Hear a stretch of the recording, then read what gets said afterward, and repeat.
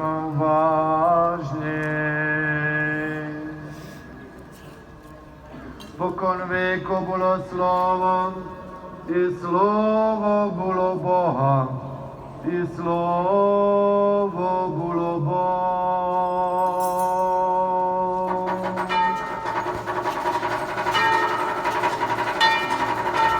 Воно було спокон віку, бо все через нього сталося, і без нього ніщо не сталося, що сталося.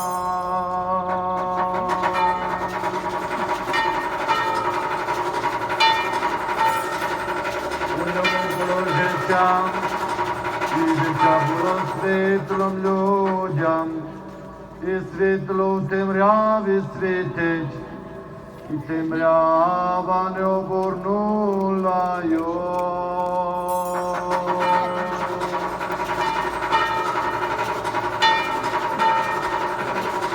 І був чоловік посланий від Бога, ім'я його було Іван. Він прийшов для свідчення, щоб свідчити про світло, щоб усі увірували через нього.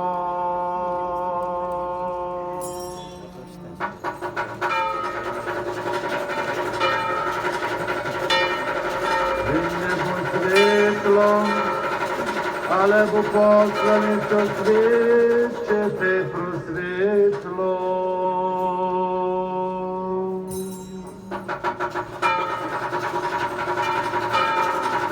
Було світло істини, що освітлює кожну людину, яка приходить у світ.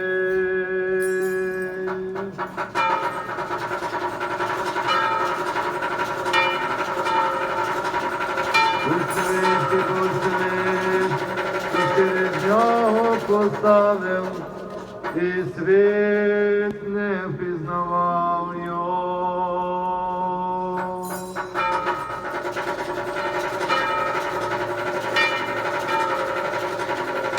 А тим, які прийняли його, що вірять у ім'я його, дав селя дітьми Божими бути, які не від крови, не від похої плотської, не від хотіння чоловічого,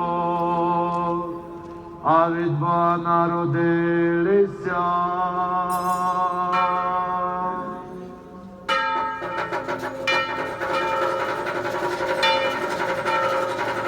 І слово стало плотю, і вселилося між нами, повне благодаті істини. І ми бачили славу Його, як єдинородного від Отця.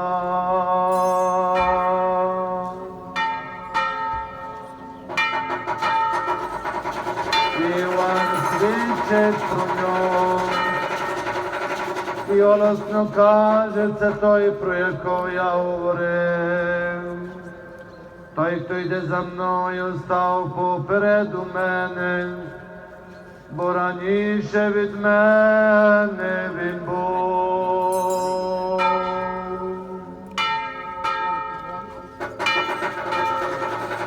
І повноти його ми всі прийняли, і благодать на благодать, бо закон був даний через Мойсея,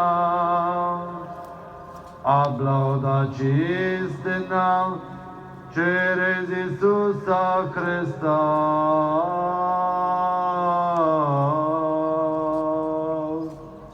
Це все стало